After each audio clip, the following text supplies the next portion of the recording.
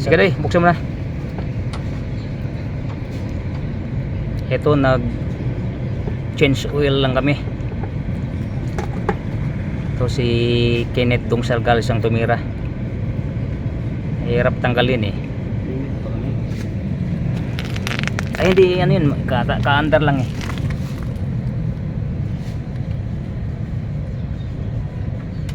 Kung nanggaling sa biyahe yan, init yan. Yan. Init-init. Oo, hindi pa gaano kasi. Yung kontrapugdahan ako eh. Yan guys, dindirin na namin. Tulak mo na kaunti rin. Kakalatay ko. Hey, kulang ba? Ha? Wala, kaunti lang yan. Tulo-tulo na lang yan.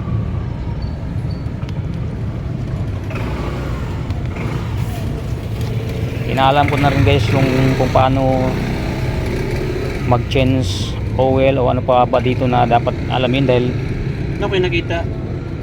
Ibubuan niya o kanang paratuhon siguro ito na oil. ha? Paratuhon na oil siguro ito. Ordinary lang ba? Parang ano? Yung ibandar. Ito man, balik para malimpyo ba? Wala, dagdag gastos na yan din. Kaya nga tayo nang gumagawa eh dahil wala na tayong pang bili ng Maraming ituma palagi ng gawas. ganoon talaga yan. Kami na lang guys ang tumira gawa ng Trap ko. mahirap talaga pag wala na tayong income, wala nang anong tawag niyan, pumapasok sa 15 at saka sa katapusan. Ganito pa lang buhay ng senior citizen, wala nang antay na sahod, siyempre wala nang trabaho. Kaya ito pinag-aralan ko na lang ng yung mga dapat kong matutunan rito.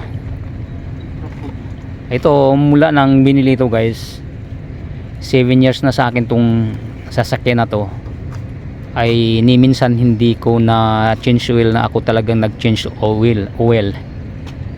Kasi may nagmi-maintain dito, yung tulad na sinasabi ko, yung kaibigan ko na sa Coca-Cola, kaya lang nawala na rin siya doon. Kaya napilitan ako ngayong pakialaman nito. Nagtatanong-tanong din man tayo guys. Sana walang problema. Ito ang tawag nito, yung filter na to, oil filter. Kasi yun, may nakasulat na fuel filter. Ito lang ang papalitan namin itong oil filter, kaya ito lang nabili ko. Yan guys, kung masilip natin yan, oh. Ang blue na yan.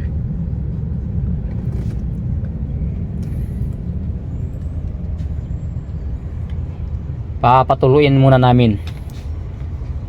Kailangan alis lahat ng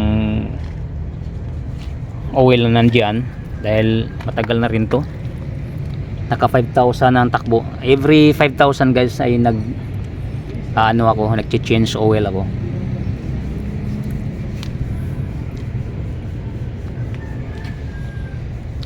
Nag-change oil ako last ay 55. Kaya sabi ko, tulad ng sinabi ko, every 5,000. Silipin lang natin guys.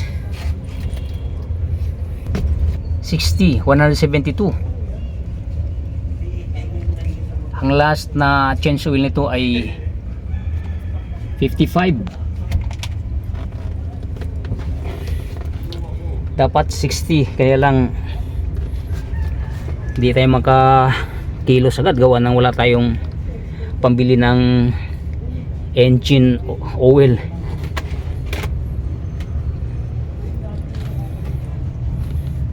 Ito pa ay may problema pa to, yung ano natin dito, yung mga belt dito, may dalawang belt dito na maluwag, kailangang nahigpitan na to guys, kaya lang sagad na ang sagad ng ano nito hindi na mahatak, kaya kailangan ng palitan ng bago. Wala pa rin tayong pambili, kaya tiyaga-tiyaga lang muna. Sa awa ng Diyos naman, 7 years na ito, wala namang problema. Yung aircon lang ang madalas nagkakaroon ng trouble, pero napayos naman natin at ngayon condition rin naman.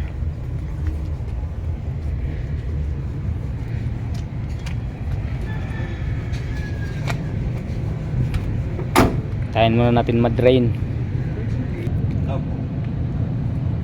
Meron pang tumutulo.